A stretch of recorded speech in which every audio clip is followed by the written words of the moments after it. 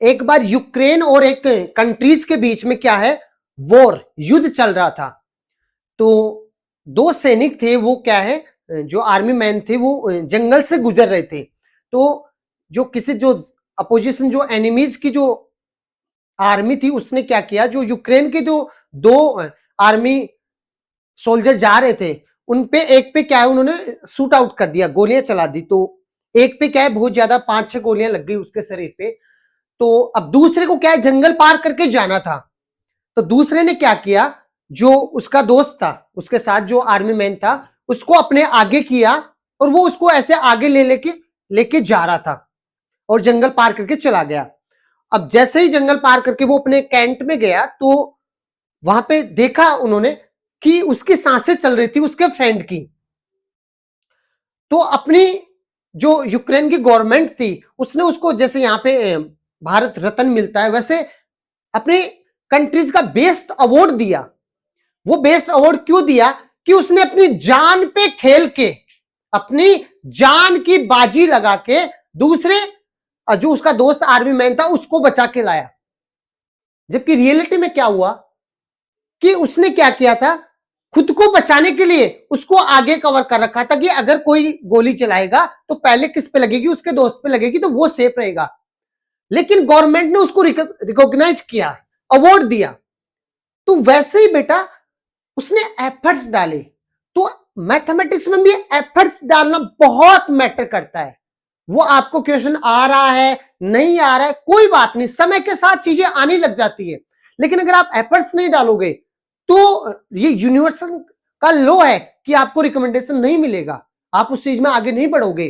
तो ये अभी जैसे शुरू में क्या होता है, चीजें नहीं आती है, एक क्वेश्चन किया वो भी गलत गया, फिर अपना मन नहीं करता है, कोई बात नहीं, आप कंटिन्यू देख देख के कीजिए। चाहे से शुरू में सभी ऐसे ही सीखते हैं, देख देख के, कॉपी कर करके उनकी प्रैक्टिस करते रहिए।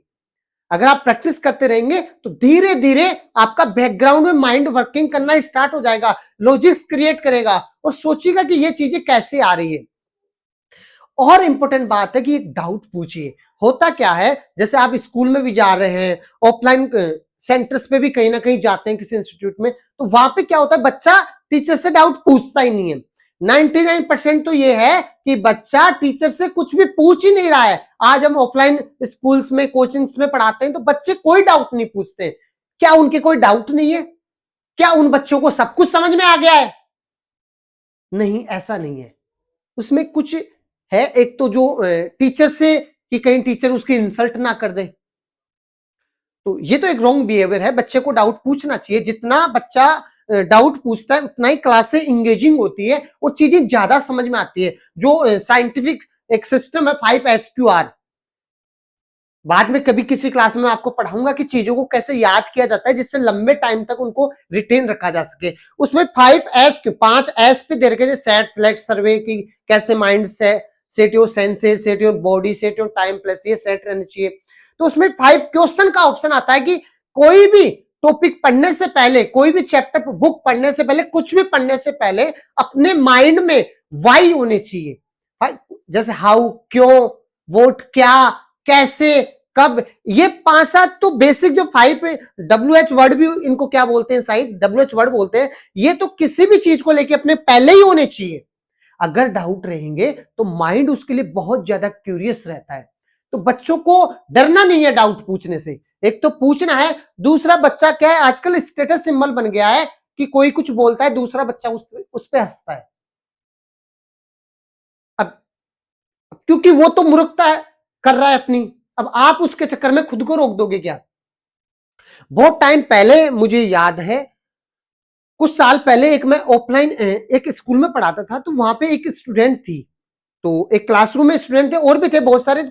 एक स्टूडेंट थी, तो वो क्या है, पर्सनली डाउट बहुत ज्यादा पूछती थी, तो वो क्लास में इरिटेट रहती थी। तो मतलब पता नहीं क्यों उसको डर लगता था, वो पूछ नहीं पाती थी, या कि कहीं कोई उस पर हंसेगा तो नहीं, तो वो पर्सनली समय के साथ वो हमसे डाउट पूछने लग गई थी।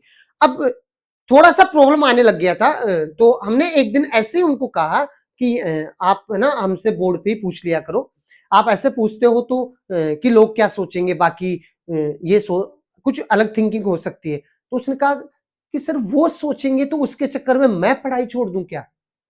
मेरे तो एग्जाम है, तो वही बात है कि मुझे इतना अच्छा लगा जो उसने रिप्लाई दिया कि कैसे इतने मतलब इस एज में बच्चे 10th क्लास में वो स्टूडेंट थी तो उसको भी इतना क्लियर है, भाई वो भी सब समझ रही है, लेकिन कि क्या मैं छोड़ दूंगा क्या दूसरों के चक्कर में, वो क्या सोचेंगे उसका मुझे क्या करना है। तो बहुत इंपॉर्टेंट है ये चीज कि क्लासरूम में आपको डाउट पूछने चाहिए, और ऐसा नहीं कि अभी आप इतने मेच्योर तो हुए नहीं हो कि आप सही पूछोगे, या हो सकता है आपका वे ऑफ कम्युनिकेशन में थोड़ा मिस्टेक हो, आप प्रॉपर नहीं पूछ पा रहे, फिर भी ऐसा जैसे या जैसे मैं मेरी इंजीनियरिंग में था तो उस टाइम मेरे डाउट थे, लेकिन मुझे ये पता नहीं था कि मैं इसको पूछूं कैसे, बोलूं क्या, और कई बार जैसे बोला तो फिर डिमोटिवेट कर देते हैं, फ्रेंड्स भी रहते हैं, टीचर्स का भी कई बार नेगेटिव पॉइंट आ जाता है। तो ऐसा नहीं सोचना कि दो चार बार पूछने से अपन ये सीख जाएंगे कि पूछना कैसे है, इससे कम्युनिकेट कैसे करना है। जितने डाउट पूछोगे उतना ही आपको उस सब्जेक्ट की डीप अंडरस्टैंडिंग होगी, और ये काम आपको बोर्ड एग्जाम से बहुत पहले ही कर लेना होता है। चाहे से आप उसके बारे में अगर आपको पता है तो भी एक बार डाउट पूछिए, जिससे माइंड क्या होता है, कॉन्सेप्ट की क्लियरिटी को बहुत स्ट्रोंग करता है, और आप चीजों की अगर एक बार उसके बेस पे पकड़ होगी, कुछ समय बाद में आप डाउट पूछोगे नहीं, आप डाउट बताने लगोगे। तो बहुत इंपॉर्टेंट है। अभी मुझे खुद बहुत बड़ा चैलेंज आ रहा है ऑफलाइन स्कूलों में कि हमने टीचिंग स्टार्ट क्यों की थी, क्योंकि वहां पे क्या हो रहा है, टीचर्स पे इतनी ज्यादा बाउंडेशन है कि वो टॉपिक से हट के बात ही नहीं कर सकता। टॉपिक तो छोड़ो, वो तो बस क्वेश्चन से क्वेश्चन करवाओ। अगर एक्स्ट्रा चीजें नहीं बताएंगे, एक्स्ट्रा चीजें डेवलप नहीं करेंगे, तो बच्चे कोई मशीन थोड़ी है, क्या सभी मेरिट तो नहीं लाएंगे। तो उससे क्या होता है, जो क्रिटिकल थिंकिंग और प्रॉब्लम सॉल्विंग स्किल है वो डेवलप नहीं होती है। बहुत जरूरी है कि प्रॉब्लम सॉल्विंग स्किल डेवलप करें। प्रॉब्लम सॉल्विंग स्किल का मतलब क्या है कि पहले उसकी प्रॉब्लम सोल्व करें, इसका मतलब उसमें प्रॉब्लम आए, और प्रॉब्लम आ रही है तो वो कम्युनिकेट कर पाए। बड़ा फायदा ऑनलाइन का ये है, हमें जैसे ऑनलाइन आने का फायदा ये हुआ कि अब हम इतना कंट्रोल में नहीं है। कोई बच्चा कोई भी रियल लाइफ से प्रॉब्लम भी हो सकता है, कोई बच्चा है क्लास में आया उसका ध्यान कहीं और ही है, तो एज ए टीचर की क्या ड्यूटी है, क्या उसको थप्पड़ मार के बस के सामने देख, नहीं, उसके है कि उसकी हो सकता है उसके माइंड में कुछ और कुछ चल रहा हो, कुछ कहीं वो कहीं किसी रिलेशन से अपसेट हो। ज्यादातर बच्चे आज पेरेंट्स से परेशान है, जैसे हम बच्चों से पूछते हैं क्या चल रहा है और कहां ध्यान है, उसे ज्यादातर को उनको पेरेंट्स ही कम, क्योंकि पेरेंट्स ही प्रॉपर उनको ट्रीट कर ही नहीं रहे। और उसमें बड़ा पॉइंट ये आता है कि वो उनकी सुन नहीं रहे। अगर किसी स्टूडेंट की बात सुन ली जाए तो आधी प्रॉब्लम तो वहीं सोल्व हो जाती है। जब तक बच्चे की हम बात नहीं सुनेंगे, बच्चा ध्यान क्यों देगा, क्योंकि माइंडसेट, जैसे उस महाभारत में कहा, वो शकुनी मामा कहता था ना कि रणभूमि में युद्ध लड़ने से पहले मनोभूमि में युद्ध करना। तो माइंडसेट तो क्लियर करें, और माइंडसेट कब होगा, जब अपन ऐसा माहौल क्रिएट करेंगे उसको। अब जैसे मान लो हमने कोई शायरी पढ़ी, अब शायरी से क्या हुआ, क्या कोई किसी टीचर को बकवास शायरी पढ़ने की जरूरत है, नहीं, एक टीचर को तो नहीं पढ़ना चाहिए। लेकिन उससे क्या हुआ, वो जो भी ऑडियंस बैठी है, मान लो स्टूडेंट बैठा है, उसका एक बार ध्यान आया यहाँ पे, थोड़ा सा इंटरटेनमेंट के बहाने उसका इंटरेस्ट फोकस यहाँ पे आया है। तो ये एक बड़ा पॉइंट होता है। तो डाउट में क्या होता है, डाउट काउंटर, आजकल जैसे डाउट काउंटर बने हुए हैं बहुत सारे बड़े इंस्टीट्यूट में, आप देखोगे डाउट काउंटर होता है। वहां पे क्या होता है, बच्चा डाउट काउंटर क्यों बनाए गए हैं कि पर्सनली डाउट पूछ सके। बच्चा क्लास में बहुत ज्यादा हेजिटेट हो रहा है, लेकिन ये हर जगह पॉसिबल नहीं है। तो बेटा ये एक आदत डाल लो आप कि जितना प्रैक्टिस कर रहे हो, जो चीज आ रही है उस पर भी आपको क्वेश्चन तो करने ही है, टीचर से पूछना है। आप हमें भी डायरेक्टली यहाँ पे इंस्टाग्राम वगैरह पे मैसेज कर सकते हैं, यहाँ पे कमेंट कर सकते हैं, हम उस पर पूरा सीरीज बना सकते हैं अगर आपका कोई भी डाउट रहेगा तो। डाउट बहुत ज्यादा इंपॉर्टेंट है। अगर आपके डाउट नहीं आ रहा है तो या तो आपको सब कुछ आता है या कुछ नहीं आता है। सब कुछ आ रहा होता तो आप पढ़ते ही क्यों। तो यानी कि बहुत ज्यादा लैग कर रहा है, बहुत वे वीक पॉइंट है। आज ये डाउट बच्चा पूछ ही नहीं, मैं तो इतना चैलेंज फेस कर रहा हूं, अच्छे से अच्छे जिनकी 98 97% बोर्ड क्लास में स्कोर करते हैं, वो बच्चे कोई डाउट नहीं पूछते हैं, जबकि हमें पता है कि इनकी बहुत सारी चीजें क्लियर नहीं है। तो बेटा डाउट पूछो, किसी से डरना नहीं है। महीने भर में जैसे आप क्रिकेट खेलना सीख जाते हैं, कुछ टाइम में साइकिल चलाना सीख जाते हैं, कुछ टाइम में आप उल्टे सुलटे डाउट पूछते पूछते भी अच्छे डाउट पूछने लग जाओगे। कोई जरूरी नहीं, अभी मैं कोई गाना गाऊं, कोई जरूरी नहीं मैं शुरू में सही गाऊं, लेकिन 10-20 जगह में उसको कहीं गा लूंगा तो मेरे वो आ जाएगा कि उसको कैसे गाना है। तो वैसे ही डाउट, इस चीज को बहुत ज्यादा स्ट्रॉन्ग करो आप, बच्चे को इसको स्ट्रॉन्ग करना ही पड़ेगा। अभी चलो आपको एक स्टोरी सुनाते हैं। एक बार क्या हुआ कि जंगल का राजा शेर ही रहता है, तो सारे जानवरों ने मिलकर मीटिंग की, भाई हर बार अपन राजा जंगल का शेर को ही क्यों रखते हैं, अब की बार क्या करते हैं, किसी और को राजा बनाते हैं। तो बंदर ने कहा भाई मुझे राजा बनाओ। तो अब एक क्या है, बकरी थी, तो बंदर को राजा बना दिया गया, वो जंगल का किंग हो गया। अब एक क्या है, बकरी थी, उसने 2 बच्चों को जन्म दिया, अपने छोटे बच्चों को। अब क्या हुआ, शेर ने उसके बच्चों को पकड़ लिया। तो वो राजा के पास आई और बंदर को कहा, भाई महाराज शेर ने मेरे बच्चों को पकड़ लिया है, आप राजा हो, जाके उनको छुड़ाइए। तो बंदर कहता कि चलो अभी चलते हैं, जाके छुड़ा के लाते हैं। तो जैसे ही बंदर शेर के पास गया, शेर दहाड़ा जोर से, और बंदर क्या किया, एक पेड़ से दूसरे पेड़ से तीसरे पेड़ फटाफट 10 जंप लगा दी उसने। तो बकरी कह रही है कि मेरे बच्चे को वो खा जाएगा, आप छुड़वाइए। तो बंदर कह रहा है कि मैं प्रयास तो कर रहा हूं ना।